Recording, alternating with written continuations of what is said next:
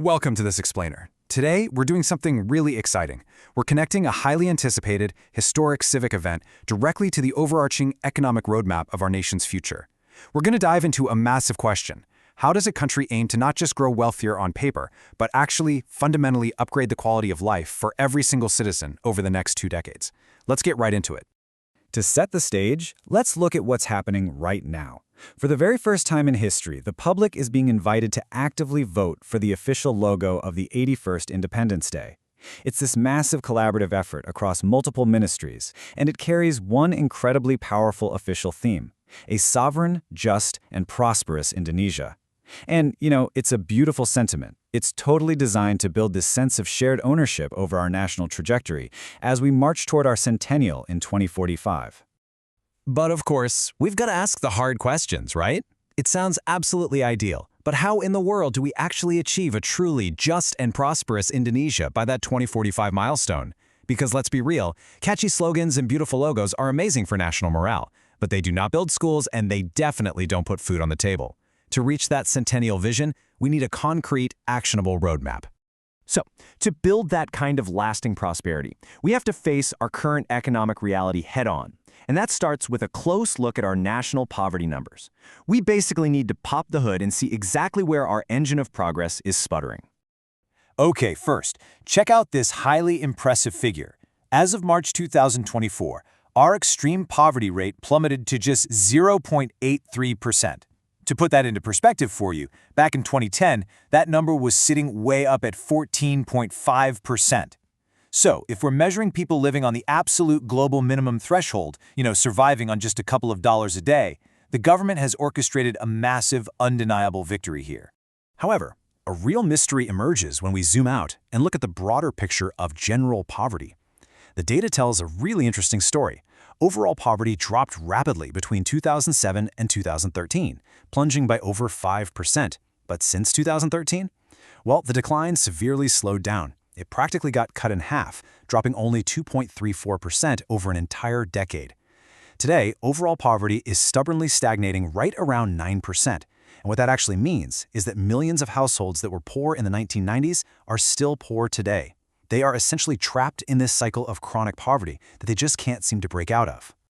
To understand why this stagnation is happening, we have to look completely beneath the surface. We need to shift our perspective and realize that poverty is about far, far more than just an empty wallet or a low bank account balance.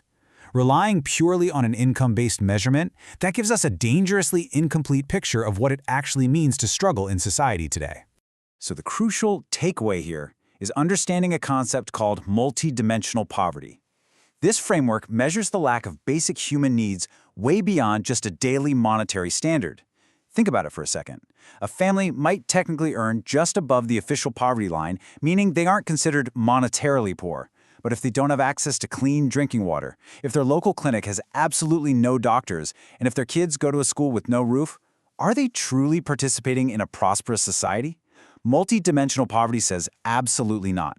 In fact, over 60% of people who are considered not poor by standard monetary measures actually fall into the poverty category when we look at these multidimensional factors. That is just a staggering realization. It's really helpful to think of poverty like an iceberg. The monetary poverty, that daily cash income, is just a tiny tip visible above the water. But the massive, hidden, and highly dangerous part lurking beneath the surface, that is failing infrastructure, poor sanitation, and a total lack of clean water. And the data backs this up with a massive correlation.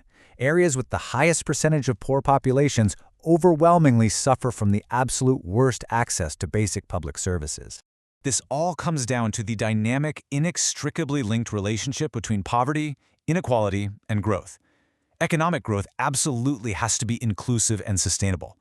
Look, if inequality blocks access to basic services, marginalized groups simply cannot escape poverty, no matter how much the national GDP grows. If all the wealth generation is concentrated in one sector or one specific region, and basic infrastructure isn't evenly distributed, then the old saying is wrong. A rising tide does not lift all boats, especially if some boats are anchored to the bottom. Okay, so let's get into the solution. How is the government actually tackling this incredibly complex, multidimensional trap? The short answer? Strict policy harmonization. Overcoming a challenge this big requires immense fiscal synergy. The central and local governments basically have to act like interlocking puzzle pieces to cover every single dimension of poverty.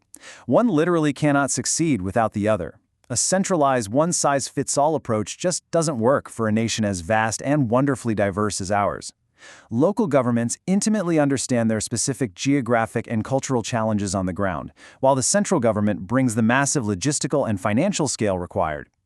Based on the framework we're exploring, we can cleanly categorize this solution by dividing the labor. The central government is perfectly equipped to provide those crucial monetary safety nets through the national budget, the APBN. They distribute direct social protections like the PKH Family Hope Program or BPNT food assistance. Meanwhile, local governments must use their regional budgets, the APBD, to tackle that massive multidimensional front. They are the ones on the hook to build the clinics, pave the roads, lay the water pipes, and actually fund the schools. Now, the central government has definitely been pulling its weight on the monetary side. They have massively increased social protection budgets, averaging a staggering 443 trillion rupiah over the last 6 years. But here is the catch. Financial handouts alone can actually create dependency. They really only offer short-term relief. If a family receives a cash transfer, but the local government hasn't bothered to build a functioning school for their kids to attend, that family is going to stay trapped in poverty, generation after generation. And that is exactly why empowering our local governments is the missing link here. We need to equip them with advanced tools like the Regional Well-Being Index, which tracks not just money, but health, education, and true living standards. The data actually proves that high regional fiscal capacity, which basically means local governments spending their money effectively on infrastructure, directly correlates with a larger, healthier middle class. By targeting specific local deprivations in health and education, regional leaders hold the key to finally breaking that cycle of chronic, intergenerational poverty. Which brings us right back full circle. As we all cast our historic public votes for that Independence Day logo and rally behind this grand theme of a just and prosperous nation, we have to look way beyond the surface. We've got to ask ourselves, while the central government handles the money, are our local governments truly ready and accountable to build that massive multidimensional foundation we need? Because only when the puzzle pieces of monetary relief and local infrastructure finally snap together will that 2045 vision become a reality. So, next time you look at your local elections or budgets, ask yourself, are they building the rest of the iceberg?